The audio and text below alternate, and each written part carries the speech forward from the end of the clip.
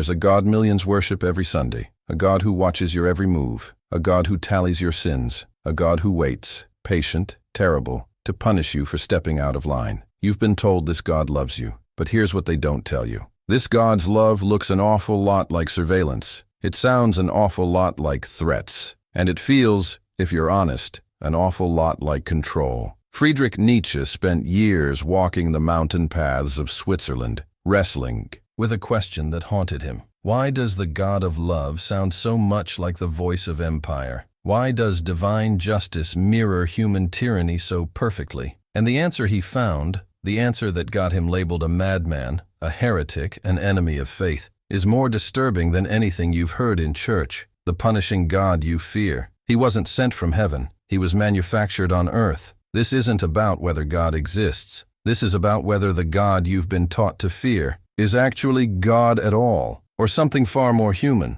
something designed, something weaponized. For centuries, you've been told that guilt is holy, that fear is reverence, that punishment proves love. But what if all of it, every threat, every doctrine of damnation, every sermon about divine wrath, was constructed to keep you obedient? Nietzsche discovered something that religious institutions desperately tried to bury. The punishing God is the greatest lie ever told, and once you see how it was built, you can't unsee it. The question isn't whether you believe in God. The question is whether the God you believe in was designed to control you. Let's start with something strange. Throughout history, the image of God has shifted dramatically depending on who held power. In ancient tribal societies, gods were forces of nature, unpredictable, yes, but not moralistic judges obsessed with your sexual behavior or thoughts. They didn't care if you questioned them. They didn't demand you spend your life in guilt. But then something changed. When empires rose, when hierarchies needed maintaining, when rulers needed subjects who obeyed without question,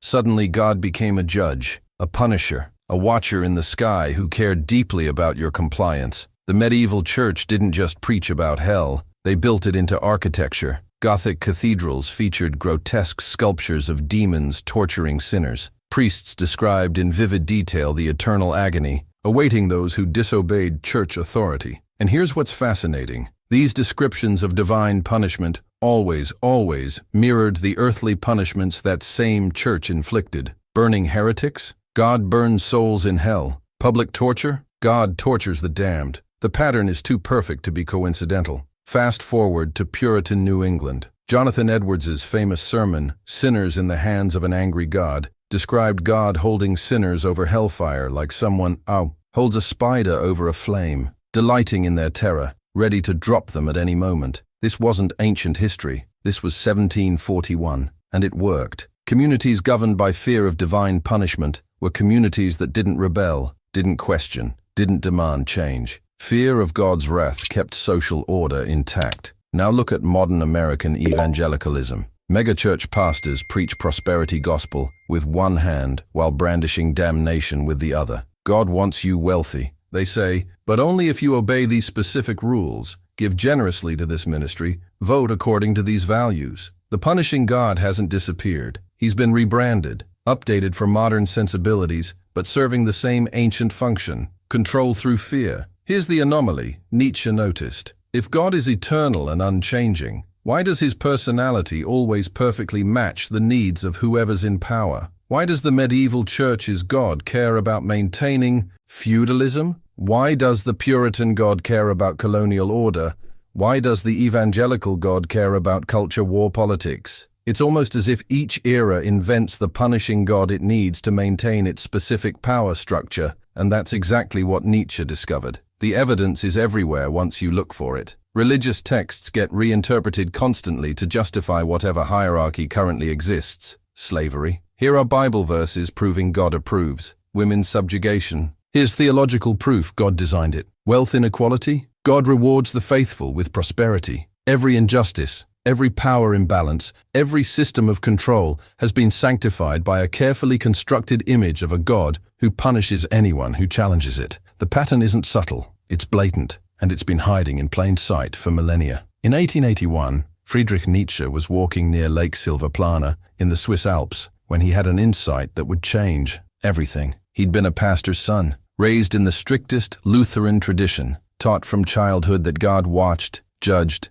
and punished. He'd internalized that surveillance so deeply, he could feel divine eyes on him constantly. But on that mountain path, something shifted. He realized the God he'd feared his entire life didn't sound like transcendence. He sounded like his father, like his teachers, like every authority figure who'd ever demanded his obedience. Nietzsche had recently left his position as a professor due to chronic illness. The pain was constant, migraines that left him bedridden for days, digestive issues that made eating agony. And in that suffering, he'd turned to God, as he'd been taught, seeking comfort. But what he found was different. He found a voice in his head that sounded suspiciously like the church authorities of his childhood, telling him his suffering was punishment, that he must have sinned, that pain was divine correction. And suddenly, he saw the mechanism clearly. The punishing God wasn't comforting the suffering. He was weaponizing their pain, converting their agony into guilt, their questions into sins, their natural human struggles into evidence of moral failure. This wasn't divine love. This was psychological manipulation raised to theological certainty, and Nietzsche realized he'd been living under this manipulation his entire life. He began studying the history of moral concepts with new eyes. Where did the idea of sin come from? Who first proposed that natural human desires were offenses against cosmic law? Why did early Christianity, which started as a message of liberation, become an empire that burned people alive for disagreeing? The more Nietzsche researched, the clearer the pattern became. Every time Christianity gained institutional power, the punishing God became more prominent. When the church was weak, during its earliest days, Jesus preached mercy, forgiveness, radical acceptance. But once Christianity became the Roman state religion, suddenly damnation doctrines proliferated. Hell became eternal. Punishment became central. Mercy became conditional. Nietzsche saw what historians had missed. The punishing God wasn't in the original message. He was added later, deliberately, by people who needed populations kept in fear. The God who threatens you isn't the God Jesus described. He's the God Constantine needed, the God medieval popes required, the God every empire has custom built to maintain its control. And recognizing this changed everything for Nietzsche.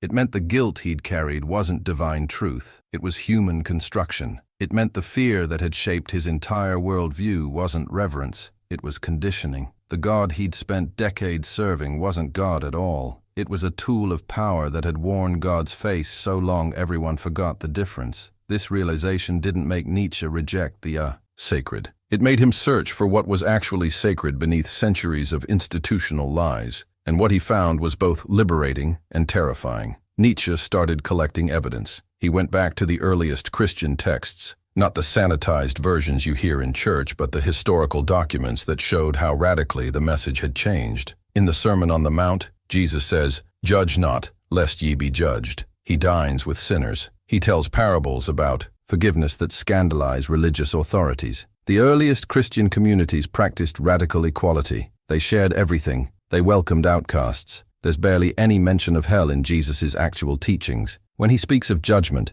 it's about failing to help the poor, not about theological compliance or sexual purity. But then watch what happens. By the 4th century, after Christianity becomes the state religion of Rome, suddenly you get detailed, elaborate descriptions of eternal torture for anyone who doesn't accept specific doctrines. Church councils debate exactly how hot hellfire burns. Theologians calculate how long damnation lasts. Artists paint increasingly grotesque images of divine punishment. Why? Because Rome needed it. An empire doesn't run on mercy. It runs on fear. And the easiest way to make millions of diverse people obey one central authority is to convince them that disobedience means eternal torture. Nietzsche found letters from early church fathers explicitly discussing how to use fear of damnation as a governing tool. St. Augustine wrote that the threat of hell was necessary to keep the masses moral. He wasn't speaking metaphorically. He meant it as practical policy. Medieval church documents reveal deliberate decisions about which doctrines to emphasize based on what would maintain social control. When peasant revolts threatened church property,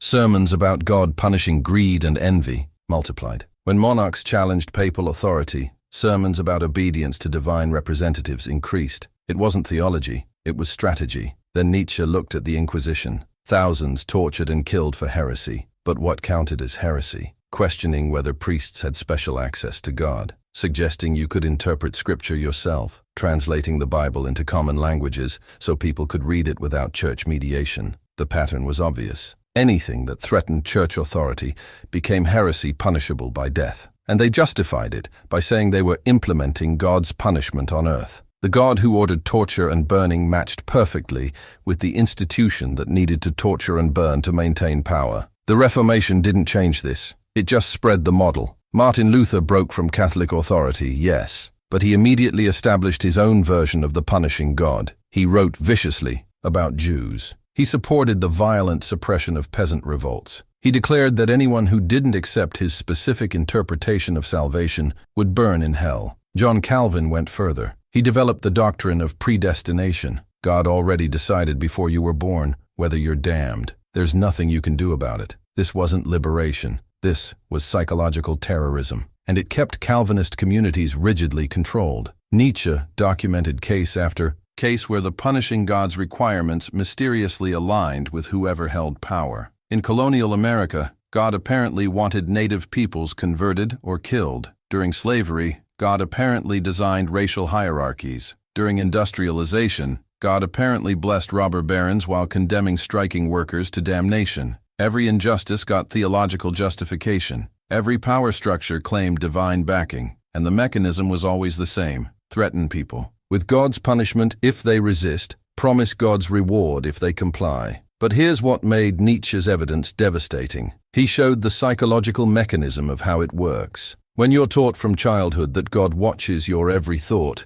you internalize surveillance. You police yourself. When you're told your natural desires are sinful, you develop shame. When you're raised believing questioning authority offends God, you stop questioning. The punishing God doesn't need to exist to control you. The belief in him does the work. You become your own prison guard, enforcing divine law that was actually human power dressed in cosmic drag. The evidence wasn't hidden, it was in plain sight. Churches proudly displayed their use of fear. Preachers boasted about scaring people into salvation. What Nietzsche did was connect the dots everyone had been trained not to connect. The punishing God serves institutional power, not human flourishing. And once you see that pattern, you can't unsee it. Nietzsche kept digging. He started examining the psychological toll of punishing God theology. He looked at case studies from his own time, people suffering mental breakdowns because they believed their thoughts alone damned them. People so consumed by guilt they couldn't function. People whose entire lives were shaped by terror of divine punishment that never came. And he realized something. The suffering wasn't accidental. It was the point. A population that fears divine punishment is a population that doesn't rebel. Think about it. If you believe God sees everything, you can't even think revolutionary thoughts without risking damnation. If you believe your natural desires are sinful, you'll spend your energy fighting yourself instead of fighting oppression. If you believe earthly suffering is divine testing that determines your eternal fate, you'll endure injustice rather than challenging it. The punishing God wasn't just controlling behavior. He was controlling consciousness itself. Nietzsche found historical records showing how this played out politically. During the French Revolution, the church aligned with monarchy and threatened revolutionaries with damnation. When workers organized for basic rights during the Industrial Revolution, preachers declared unions sinful rebellion against God-ordained social order. When women demanded suffrage, theologians explained God designed male authority and female submission. Every social movement toward justice faced the same weapon. God will punish you if you continue. But it went deeper. Nietzsche realized the punishing God damages your ability to trust yourself. When you're taught your moral intuitions are corrupted by sin, you stop trusting your conscience. When you're told your doubts come from Satan, you stop questioning. When you believe your pain is punishment for sins you don't remember committing, you lose confidence in your own goodness. This produces people who desperately need external authority, people who can't make moral decisions without checking what God, meaning what church leaders, says. The punishing God creates psychological dependency on the very institution that invented him. He examined prayer practices and found something disturbing. In fear-based theology, prayer becomes asking God not to punish you, begging for mercy, confessing sins, promising better behavior. It's the spiritual equivalent of a hostage negotiating with a captor. Compare that to prayer in traditions without punishing God theology. In Buddhism, meditation is about cultivating awareness. In mystical Christianity, before it was suppressed, prayer was about union with the divine. In indigenous spiritualities, prayer is often about gratitude and connection. But in punishing God theology, prayer is appeasement. Spiritual practice becomes paying protection money to a cosmic mob boss. Nietzsche documented how this theology affects children especially. Kids raised believing God sees and judges their every thought develop anxiety disorders at higher rates. They learn to associate natural curiosity with sin, normal sexual development with damnation, questioning authority with divine punishment. Some never recover. They carry that internalized surveillance their entire lives, constantly monitoring themselves for thoughts God might punish. It's psychological prison constructed in childhood and maintained through fear. Then he looked at deathbed scenes. People who'd lived faithful lives, followed every rule, denied themselves constantly, and in their final moments, they were terrified. Terrified they'd still done something wrong. Terrified God would still punish them. Priests offered last rites not as comfort, but as final insurance against damnation. The punishing God didn't even grant peace in death. He made death itself a moment of ultimate terror. What kind of God does that? A God who loves you? Or a God designed to control you until your final breath? Nietzsche realized the punishing God theology creates a self-perpetuating cycle. Teach people they're fundamentally sinful. They'll feel guilty, then offer forgiveness, but only through approved institutional channels. They'll become dependent,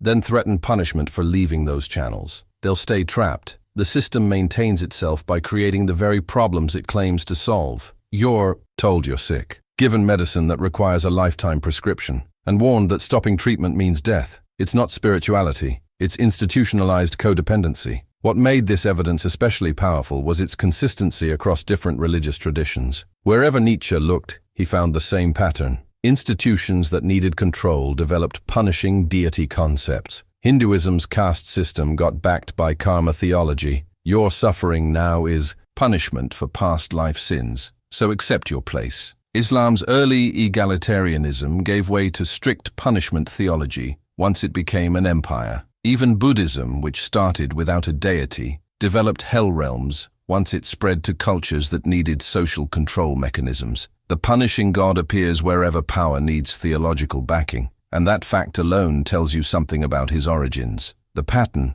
became undeniable. Nietzsche traced every major theological shift toward punishment back to moments when institutions needed tighter control. The Protestant Reformation is taught as liberation, but look at what actually happened. Luther and Calvin didn't reject the punishing God. They made him more personal, more invasive, more inescapable. In Catholicism, you could confess sins to a priest and receive absolution. In Protestantism, you stand alone before an angry God with nowhere to hide. That's not liberation. That's intensified surveillance. And the theology adapted to modern needs. Can't burn heretics anymore? Fine. Replace physical torture with psychological. Develop detailed doctrines of hell that make medieval punishments look merciful. Eternal conscious torment. Fire that burns without consuming. Pain that never ends or dulls. Separation from God that feels worse than any physical agony. Modern punishing. God theology is more sophisticated but serves the same function.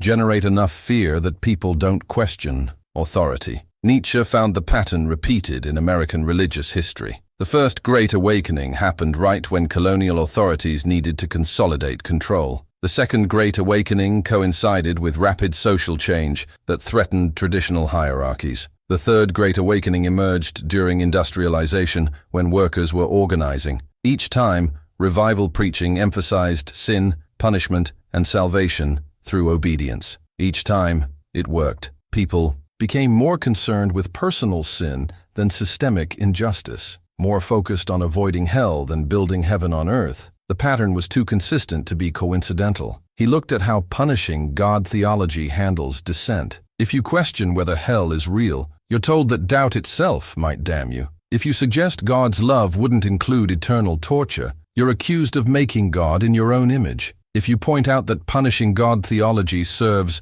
institutional power, you're called a heretic. The system is self-sealing. Any criticism gets reframed as spiritual attack. Any evidence against it becomes evidence for it. Satan is deceiving you. This isn't theology. It's immune system for a power structure. Nietzsche examined what the punishing God deems sinful and found revealing patterns. Sexual desire, sinful. Questioning authority, sinful. Seeking pleasure, sinful. Trusting your own judgment, sinful. Notice what makes the list. Basically anything that might make you hard to control. Meanwhile, sins that don't threaten institutional power get downplayed. Greed is fine if you're a church donor. Violence is fine if you're expanding Christian territory. Lying is fine if it serves evangelism. The sin list isn't about morality, it's about compliance. He traced how punishing God theology creates false dichotomies. Either accept our specific doctrines or burn in hell forever. Either obey our interpretation of Scripture or face eternal punishment. Either submit to our authority or reject God entirely. These aren't real choices. They're engineered to prevent middle ground. Can't reform the institution if your only options are complete submission or damnation.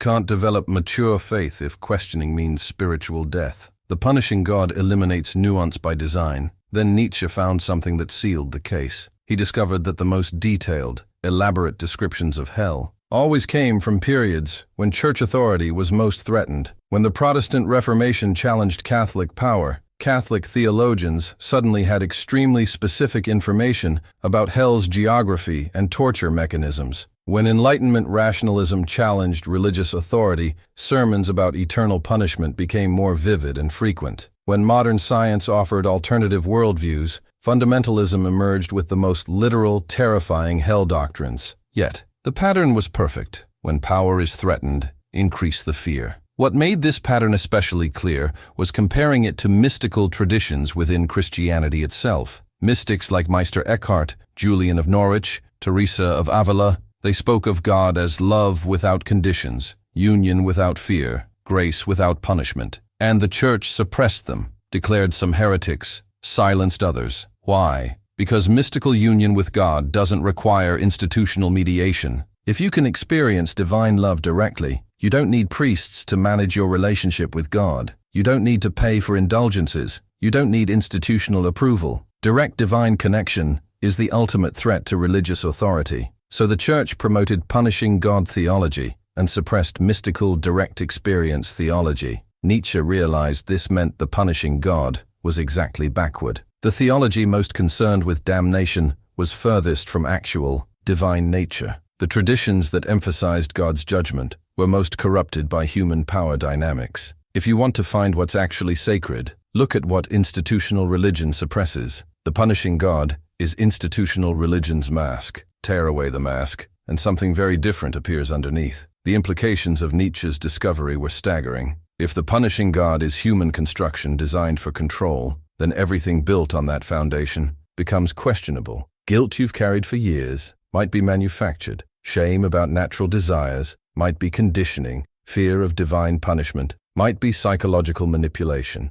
The entire architecture of fear-based spirituality collapses once you see it was engineered. But it goes further. Nietzsche realized this means millions of people have lived their entire lives serving a lie. They've denied themselves pleasure, suppressed their questions, endured suffering, and faced death in terror, all for a God who was invented by people who wanted them compliant. The scale of this deception is almost incomprehensible. Generation after generation taught to fear a punishing deity who exists primarily to keep them obedient. How many lives were constrained by this lie? How much human potential was crushed by theological control mechanisms? Consider what this means for morality. If right and wrong aren't what God commands and punishes, then where does morality come from? This terrified Nietzsche's contemporaries. They thought without the punishing God, there'd be no reason to behave morally. But Nietzsche saw the opposite. Morality based on fear of punishment isn't real morality. It's just calculated self-interest. True morality comes from compassion, empathy, recognition of shared humanity, not from trying to avoid cosmic torture. The punishing God doesn't make people moral. He makes them obedient. There's a difference. This realization also means most people's image of God is fundamentally wrong. They're not rejecting God. They're rejecting a human construction that wore God's face. The actual sacred, whatever it is, remains untouched by institutional manipulation. Nietzsche wasn't destroying faith. He was clearing away the debris so real faith could emerge. But that distinction was lost on most of his critics. They thought attacking the punishing God meant attacking God, which proves how thoroughly the false image had replaced authentic spirituality. The implications for religious institutions are devastating. If they've been peddling divine punishment as crowd control, what does that make them? Not bridges to the sacred, but obstacles to it. not representatives of God, but impersonators, not spiritual guides, but confidence artists running the longest con in history. This doesn't mean all religious leaders are deliberately deceiving people. Most probably believe what they preach, but that makes it worse. The lie has been repeated so long, it became truth. The tool of control has been worshipped as divine revelation. Nietzsche saw how this affects society. Fear-based theology produces fear-based politics. If God rules through punishment, earthly rulers should too. If divine judgment is harsh and unforgiving, human justice should mirror it. If God doesn't tolerate disobedience, why should governments? The punishing God theology doesn't just control individual believers. It shapes entire civilizations toward authoritarian values. You can trace lines from theological punishment to criminal justice systems built on retribution rather than rehabilitation, foreign policies built on dominance rather than cooperation, economic systems built on scarcity and competition rather than abundance and collaboration. But the deepest implication is psychological. If you were raised believing God watches and judges your every thought, that surveillance doesn't disappear just because you intellectually reject it. It's been internalized. You've been taught to monitor yourself, police your thoughts, feel guilty for natural impulses. That conditioning runs deep. Even people who consciously leave religion often carry the punishing God as an internalized voice. The judge is inside now, which means freedom requires more than just intellectual rejection. It requires psychological deprogramming. Nietzsche realized this meant most people are living in a kind of spiritual prison they don't recognize as prison. The bars are invisible. The locks are psychological. The guard is themselves, trained to enforce rules that serve someone else's power. And the tragedy is they often experience this imprisonment as faith, as devotion, as spiritual truth. They're proud of their chains. They defend their own subjugation. That's the genius of punishing God theology. It makes people complicit in their own control. This has implications for meaning and purpose.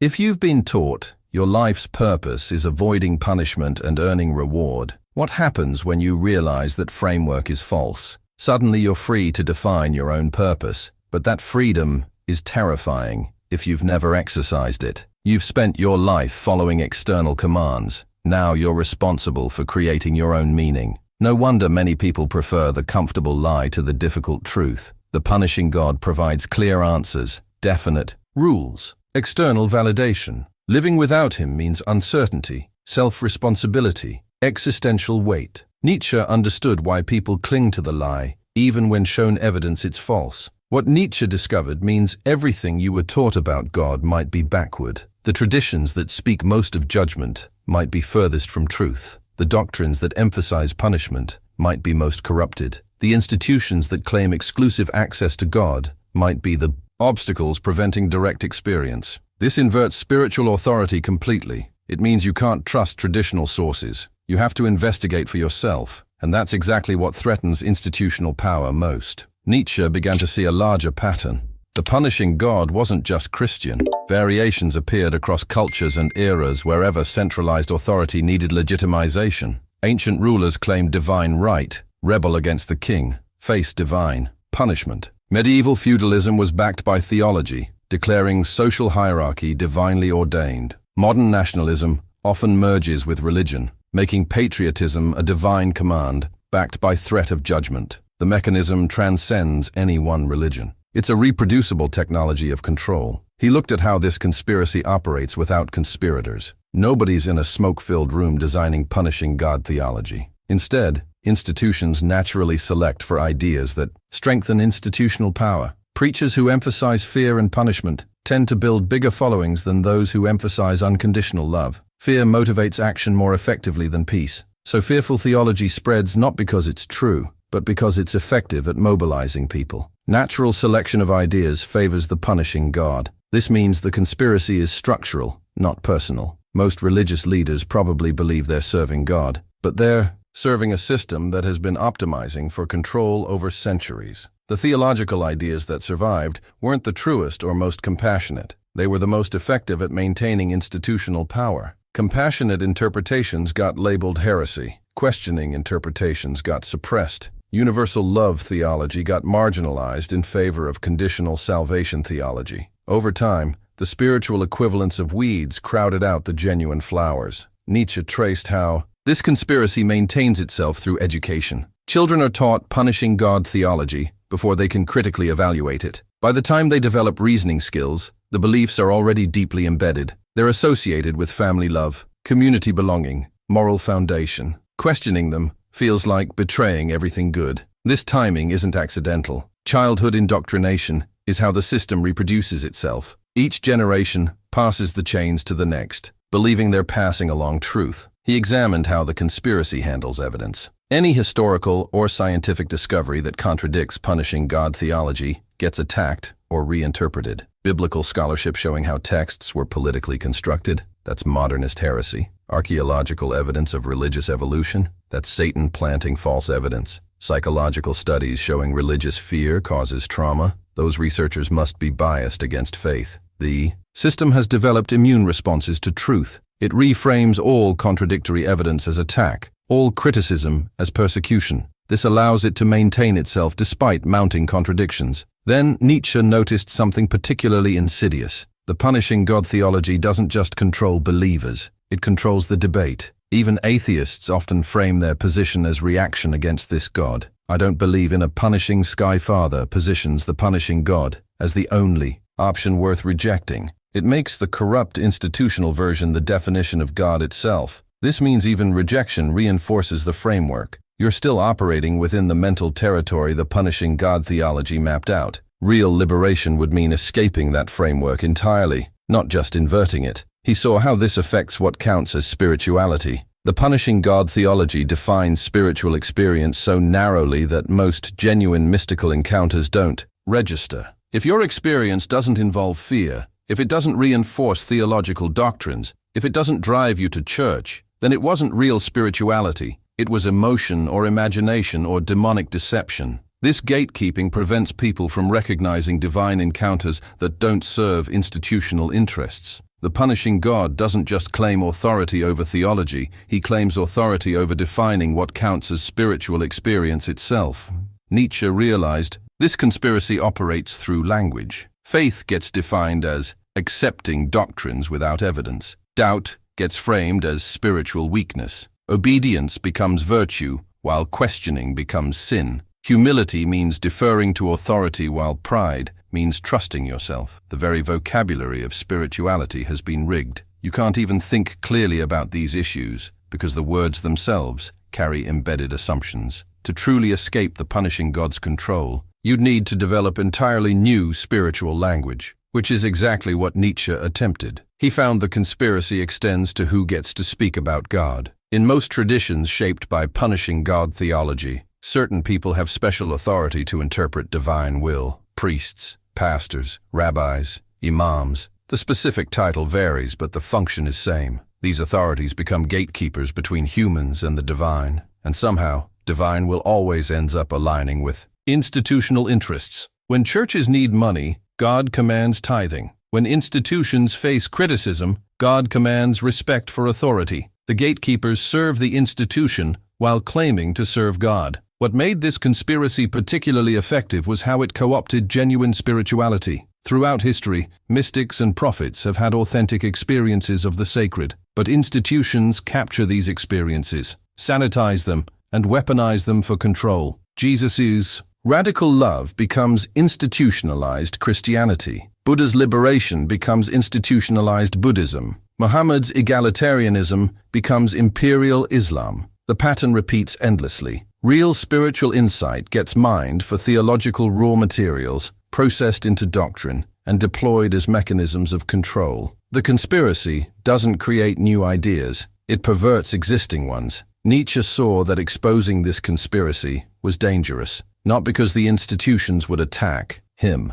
though they did, but because most people would resist the truth. They've built their entire identity around punishing God theology. Their moral framework depends on it. Their community reinforces it. Their emotional comfort comes from it. Showing them it's a control mechanism feels like an attack on everything they value. They'll defend their chains because they can't imagine life without them. The most successful conspiracy is the one that makes victims protect it. Nietzsche asked the crucial question, why hasn't this been exposed before? Many thinkers throughout history must have noticed the pattern. Why did their discoveries get suppressed? The answer reveals how deeply the punishing God theology is embedded in structures of power. First, anyone who challenged divine punishment theology was labeled heretic. In medieval Europe, that meant torture and death. Even in modern times, it means social exile, loss of livelihood, sometimes violence. The punishment for questioning the punishing God was immediate and harsh. This created strong evolutionary pressure. Thinkers who kept quiet survived. Those who spoke up were eliminated.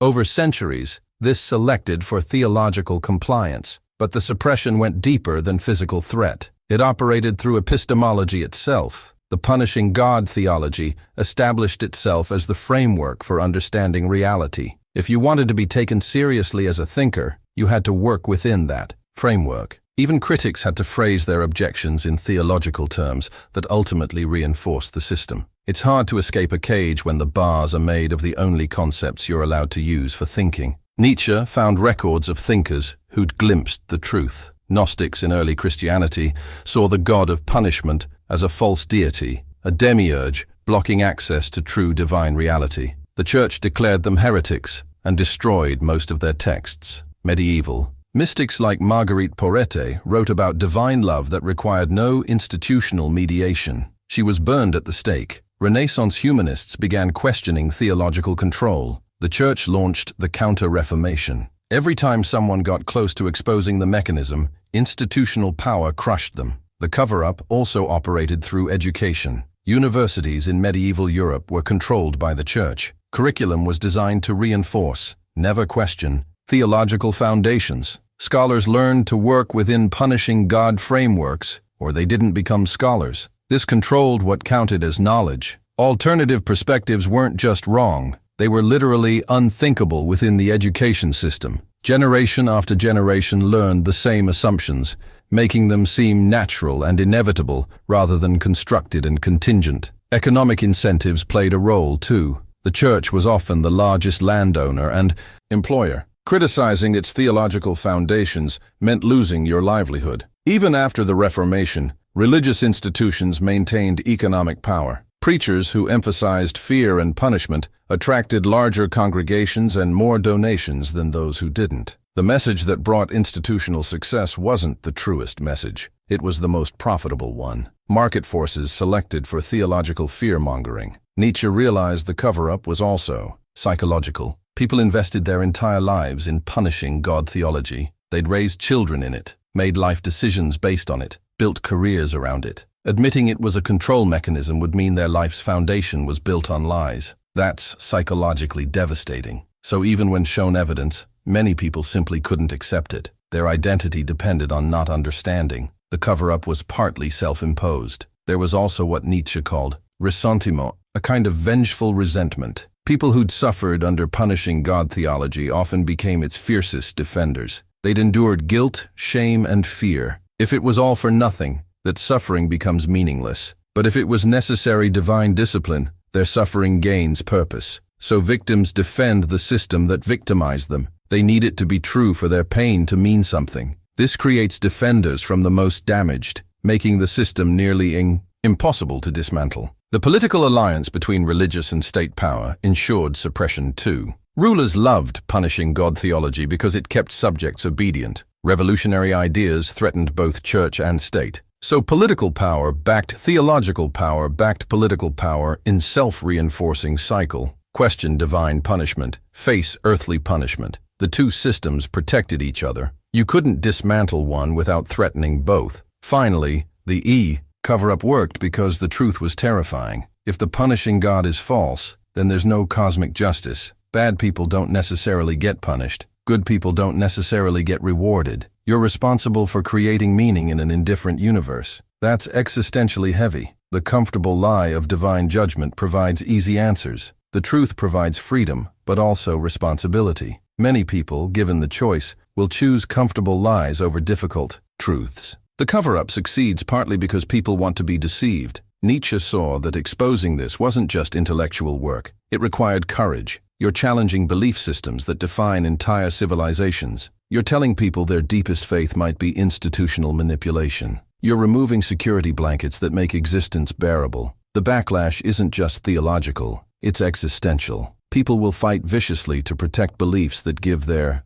life structure, even when those beliefs enslave them. Here's what Nietzsche finally understood. The question isn't whether God exists. The question is whether the God you've been taught to fear was designed to control you, and the evidence is overwhelming. He was. Every aspect of punishing God theology serves institutional power. Every doctrine that emphasizes divine punishment emerged when authorities needed tighter control. Every theological softening happened when institutions felt secure. The pattern is too consistent to be anything but intentional design. This means you've been lied to, not by people who necessarily knew they were lying, most probably believed it, but by a system that evolved over centuries to optimize for control, not truth. The guilt you carry might be manufactured. The fear you feel might be conditioning. The unworthiness you believe might be propaganda. Everything you were taught about needing salvation might be solution to a problem that was invented to sell you the solution. But here's the liberating part. If the punishing God is human construction, you can deconstruct him. You're not rejecting the sacred. You're rejecting a fake that's been blocking access to the sacred. You're not abandoning faith. You're abandoning fear, masquerading as faith. The actual divine, whatever it is, remains untouched by institutional lies. In fact, it might become accessible for the first time once you stop worshiping the false version. Nietzsche isn't telling you what to believe instead. He's clearing the ground so you can discover for yourself. Without fear as foundation, what kind of spirituality emerges? Without punishment as motivation, what kind of morality develops? Without institutional gatekeepers, what kind of direct experience becomes possible? These are questions each person must answer individually. Nobody can hand you prefabricated truth. That's what got us into this mess. The call to action isn't to become atheist. It's to become honest. Look at your beliefs and ask, do these serve my flourishing or someone else's power? Does this theology liberate me or imprison me? Does this God want my growth or my compliance? Be ruthlessly honest. If you find your faith is based on fear rather than love, on external authority rather than inner knowing, on institutional validation rather than direct experience, then you're not serving God. You're serving the system that replaced God with a mechanism of control. This doesn't mean all religion is corrupt. It means you have to sift through centuries of institutional debris to find what's actually sacred underneath. Some people find it within religious traditions by recovering suppressed mystical teachings. Others find it outside all institutions. Some discover the sacred in nature, in art, in human connection, in the depths of their own consciousness. There's no single path because the punishing God theology created the illusion there's only one path, theirs. What Nietzsche discovered was that spiritual liberation begins with recognizing you've been imprisoned. You can't escape chains you don't know you're wearing. Once you see the punishing God as human construction rather than divine reality, everything changes. Guilt loses its power. Fear loses its grip. Authority loses its hold. You stand finally free to encounter the sacred on your own terms, rather than terms dictated by people who needed you. Controlled. The final question isn't whether God exists. It's whether you're brave enough to reject the false God and discover what lies beyond him. Most people aren't. They'll defend the punishing God because the alternative is facing uncertainty without prescribed answers. But for those willing to step into that uncertainty, what waits on the other side isn't emptiness. It's the possibility of authentic spirituality for the first time, not faith based on fear, not devotion based on manipulation, not worship of power structures wearing divine masks. The punishing God is dead. The question is, are you free?